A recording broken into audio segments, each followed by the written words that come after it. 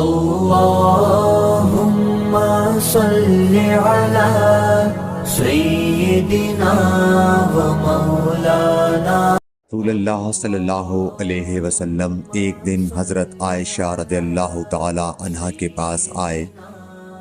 اس وقت ایک عورت حضرت عائشہ رضی اللہ تعالی عنہ کے پاس بیٹھی تھی۔ آپ صلی اللہ علیہ وسلم نے دریافت کیا، یہ کون ہے؟ عرض کیا، فلاں عورت، اور اس کی نماز کے اشتیاق اور پابندی کا ذکر کیا۔ آپ صلی اللہ علیہ وسلم نے فرمایا، ٹھہر جاؤ، سن لو کہ تم پر اتنا ہی عمل واجب ہے جتنے عمل کی تمہارے اندر طاقت ہے۔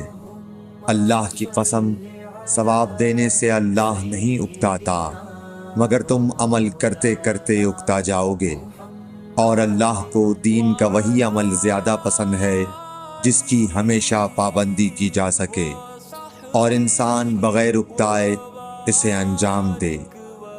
صحیح بخاری، حدیث نمبر 43۔